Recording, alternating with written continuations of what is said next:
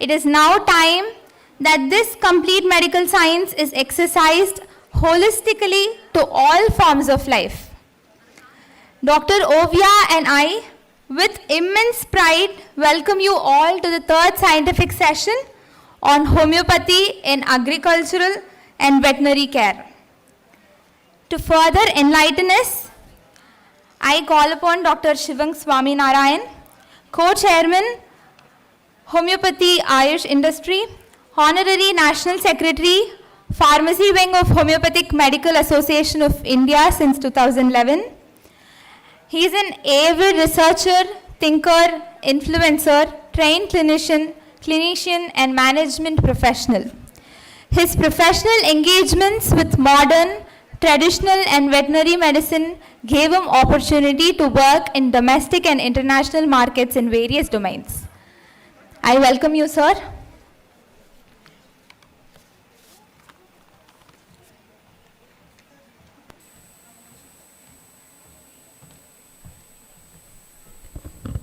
Thank you very much for the brief words of kind introduction. Not taking much of the time. It's an immense pleasure to share a perspective on homeopathy in animal healthcare, which is part of the agricultural sector all over the world. I thank you, GHF, KHF and ViBha to give this opportunity and platform to share the perspective of homeopathy in animal health in India. Mahatma Gandhi had said that a nation and its moral progress can be judged by the way its animals are treated. Unfortunately, we don't have many animal experts, or I would say that maybe veterinary experts here in this hall, except few ones. But still, I'm sure that many of you who would be animal lovers, or at least having some pet at your home, and you would be equally concerned for their health as what you would be for your own health or your family's health. The overview of my perspective will be, what is the purpose of medicine? What are the constraints of current model of animal health in the country?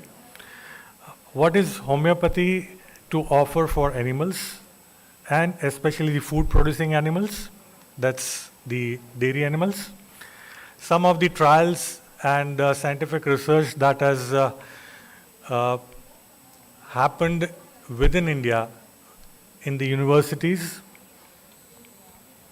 and last not but the least, what is beyond animal health care into agriculture and even in the poultry, in the wild animals, and even the soil health, that are some of the things that's going on within the country and abroad. The purpose of any medicine from any branch is to save life, or relieve distress, or cure the curables, palliate the uncurable, or prevent the preventable. That's the ethos and the purpose of any medicinal system or medicine per se. And all of this are expected by a consumer at a minimum cost, with least side effects, and most human friendly or animal friendly or eco friendly, or even in Indian perspective, I would say that rural friendly, because the rural and urban economics, the accessibility and the availability differs in many aspects. So going forward, I would like to stress upon the various constraints, some of the constraints out of the various constraints of modern medicine, particularly in animal health. It's very expensive, because the thing is that the modern medicines are given, the dosage are based on the body mass index. So this same ciprofloxacin or any other anti-inflammatory what is required as a human dose would require in an animal which is a large animal, maybe a dairy animal weighing a ton or so. The dosage they may increase 5 times, 7 times or 10 times. So relatively the price of that medicine and treatment cost increases prohibitively, especially for the marginal farmers. Average cost of treatment, as I say, that goes high, and the animal needs to be taken to a polyclinic or veterinary clinic for routine ailments, which is not so widely available, and that's the kind of the excess problem in the rural India, and the 70% of our population, which is kind of the agricultural economy, has no access or difficult access for veterinary care. And the distance for a veterinarian and farmer to travel is average distance, if I'm not mistaken, is more than 40 kilometers in the Indian geographical scenario. When we talk of dairy animals, the quality of milk and milk product is also affected because of the ignorance of the animal care practices and the owners. And we've seen elaborate session on antibiotic or antimicrobial resistance. So from animal, this is the kind of the one of the largest cause of AMR, not only in India but globally. So what's veterinary homeopathy? Homeopathy is the form of medicine. I did not kind of be talk much upon same because you all are homeopaths, but definitely the veterinary homeopathy is not something that is kind of be of recent times, but in 19th century, veterinary homeopathic products were manufactured and marketed by the pharmacies then. This is one of the product picture which I am kind of sharing with you from Humphrey Pharmacy of New York, which was marketed for horses for flatulent colic and bellyache. So what homeopathy has to offer is safe, gentle and natural healing to improve the overall health of the animal, as well as a holistic approach like what we do for the human being. And also it is very much relevant in the era of AMR, because we don't need any antibiotic to treat any animal, whether it's a small pet animal or a large animal. And it has scope in resolving many behavioral issues in pets or other animals, chronic illnesses, recurring illnesses, autoimmune diseases, or post-operative trauma, promotive care, preventive care, as well as the palliative care of the animals. And there has been various scientific research and studies are available for us to take it forward to a new dimension and for the mass use in days to come, years to come. What is the scope of homeopathy, particularly in farm animals, which largely constitutes the dairy animals in India? First of all, the green animal health care is the kind of be possible through homeopathy, because homeopathy is the greenest system of medicine, which I'll be talking at a later stage. For prevention of foot and mouth disease, various viral infections, the recent one being the lumpy disease, which you may have read in newspapers last year, that almost 500,000 cows across country died of that lumpy disease, which is a viral disease. And homeopathy did a marvelous job in treating lumpy disease and saving thousands and thousands of cows. Even the, I'm not sure, the Animal Husbandry Department of Government of India had issued a guideline recommending what all homeopathic medicines are found useful in treatment of lumpy disease to save millions of cows. Apart from that, there are promotive health, wherein health, nutrition, and immunity boosters are also available. I need not dwell upon that. And curative part, particularly in dairy animals, in the mastitis, bloat, fever, diarrhea, uterine disorders, infertility, egg alexia, burns, injuries, and fractures, lameness, etc. These are some of the clinical results from IVRI in the buffaloes. 106 buffaloes were treated with homeopathy in mastitis infection, and you can see the results. Blood in milk, 100% cannot be the management in lesser number of days compared to the conventional medicine was available, and also in fibrous cases, 80% results were available. I would not like to King Charles now, who was earlier Prince Charles, at his duchy farm for 3 decades they have been using homeopathy for their farm animals, and he is a great proponent and recommended advocate of homeopathy for human as well as animal health. This is something from the agro sector. One of the premium wine from Portugal is prepared from organically cultivated grapes using homeopathy, and it's again one of the example how it can be used and marketed. Some of the things that Government of India, our Ministry of Ayush and CCRH along with various stakeholders, they are also working on different aspects of integrating or expanding homeopathy to veterinary sector. Recently, in the veterinary curriculum, BVSC curriculum, homeopathy is also included.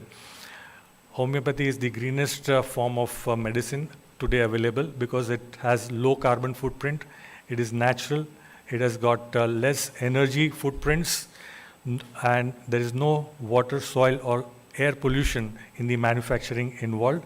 Less is more is the principle known to us, and it enhances the values that integrating homeopathy in animal care gives a win-win situation for all.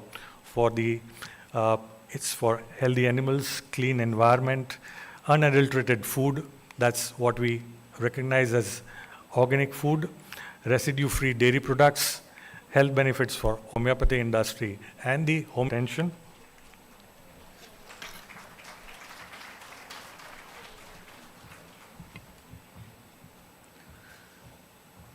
Thank you, sir. We are grateful for the time and effort you took to share your thoughts, sir.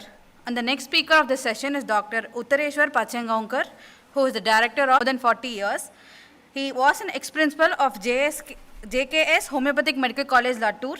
He has conducted clinical research in keloid under extramural research scheme of the Union Health Ministry in collaboration with the JIPMER.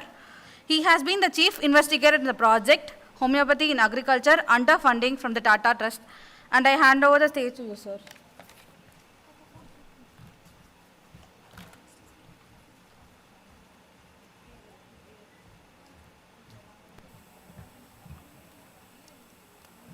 Thank you so much.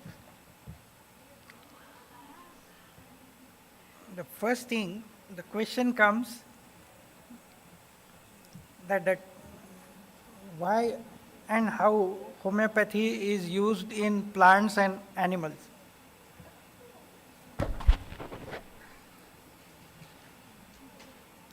And the question comes that how the medicines are proved for being utilized in animals and plants. For that, we need to understand the whole evolution. And this is what I have put forward, has been evolving in this universe. So that Big Bang theory, you must have learnt in schools also, that the earth sort of a part things got evolved into living things. And then among evolved living things also more, I won't say complicated, but rather evolved being ancestors of human being, and then the final part is human being. And now imagine, same way our medicine, the difficult labor in cows and cattle, then the dysentery, then the pox, or what we call in rabies also, we have given homeopathic remedies, and injuries. The common ailments where symptoms are there, antimonium crudum if it is hot days and cold nights, kali iode where the lot of sticky discharge is there, borax when stomatitis is predominant, and acid phos which is giving debility because of that. So these are the remedies, but with different combinations we have to use. We can't have specific that for all epidemics this would be the combination. So we have to alter the dose. And in 84-85, in Animal Husbandry Department in Maharashtra, they had circulated one circular that rampant foot and mouth disease has come, and you can employ homeopathic remedies as prophylactic as well as curative. In prophylactic, we used to give just one dose every day for 1 week, that's all. And every 6 months, if animal is given, animal will not get foot and mouth disease. And as a curative, thrice a day, it was given for 1 week, and it used to help very quickly. Then this is one case I am mentioning, that in artificial insemination center, they had bulls, and one bull, young, middle-aged bull, had oligospermia. And you know these exotic bulls, it is very expensive if they can't collect the semen, active semen. And we gave acid phos 12C for 2 weeks, and the oligospermia improved. If the bull became perfectly all right in this disease.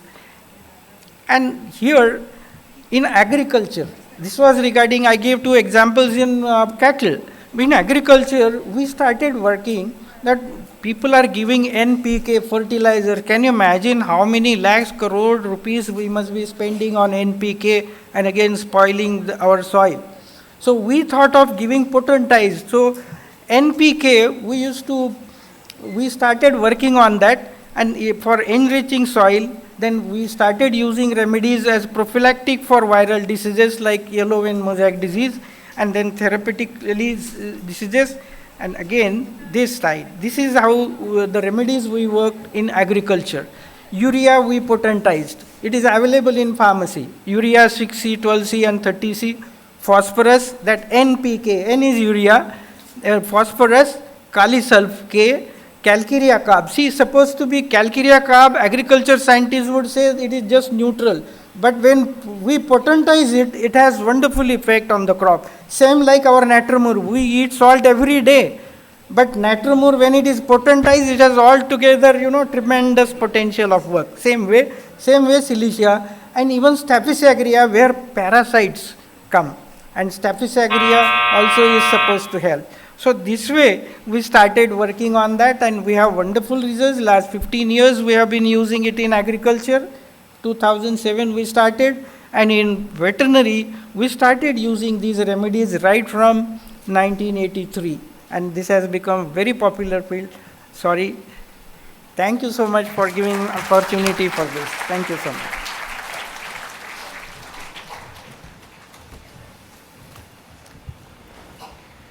Thank you so much for sharing your expertise with us, sir. Next comes our speaker, Dr. Virender, an excellent homeopath and highly committed to hard work. He has played a monumental role in advancing homeopathy in agriculture and bring agro-homeopathy to life. The stage is yours, sir. Yeah. Yes, sir. Thank you. Hello, namaste, good evening. Okay. Today being Sunday, most of you would have watched, of course not today, most of the Sundays you will get on Doordarshan at 1:15 news for Badhron ke liye, deaf and dumb. Okay, now he will do like this, I will talk, we'll have to substitute him. He is a little apprehensive, anxious, nervous, so I told him nothing. He is Dr. Virender. He is basically from Bidar. He has done post-graduation in Bid College under us, and he, with his own knowledge, hard work, experience, he did wonderful research on homeopathic composition for agriculture products. for plant, for animal, for human being, anything.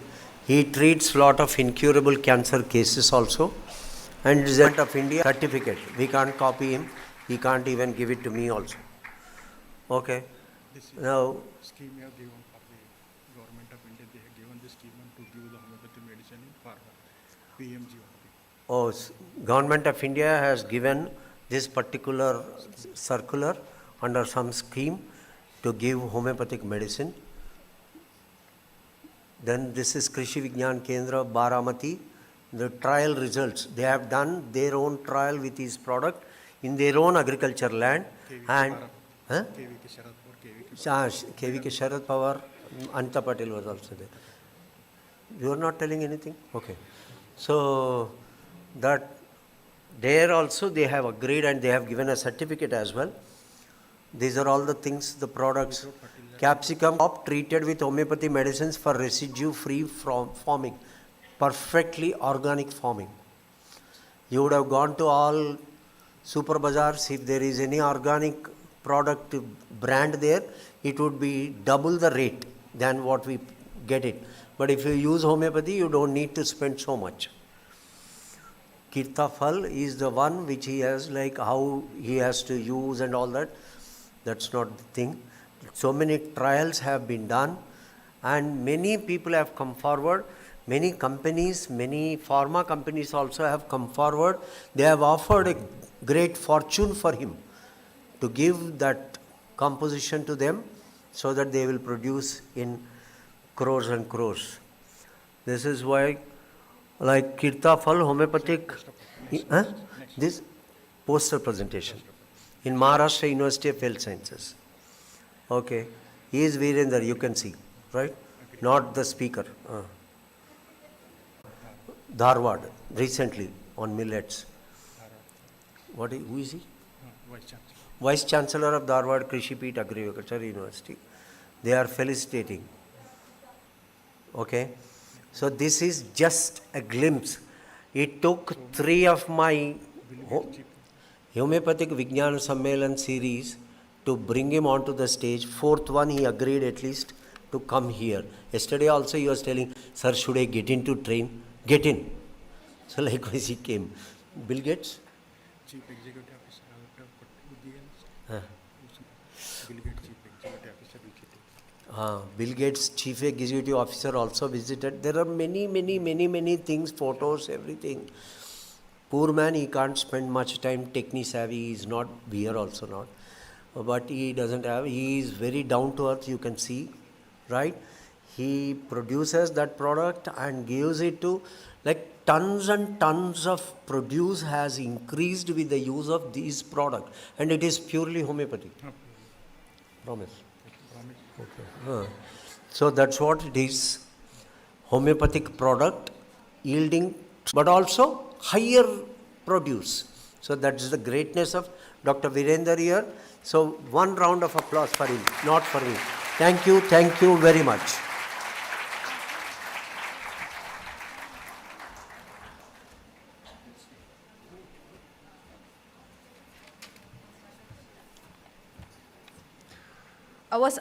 We were absolutely delightful to host this session, and we now request Dr. Kushali Gambhir and Dr. Kannan to honor our speakers.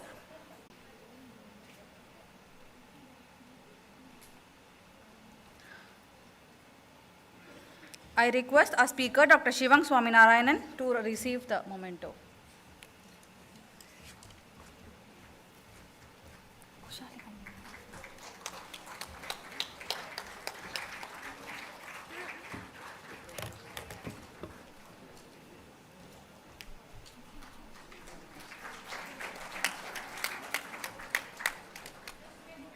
Now I request Dr. Uttareshwar Pachengaonkar to receive the memento.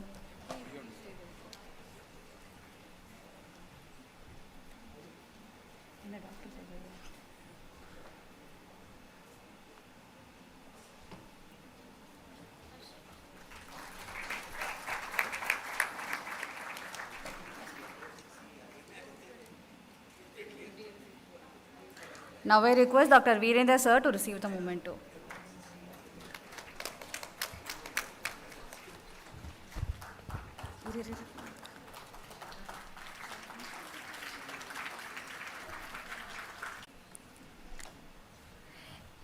It was absolutely delightful to host this session, and now we've come to the end of the third scientific session, and we hand over the stage to Miss Lisha Jain and Dr. Akshaya Balaji for the upcoming session. This is Dr. Aprajita. And this is Dr. Ovia signing off. Thank you. Thank you.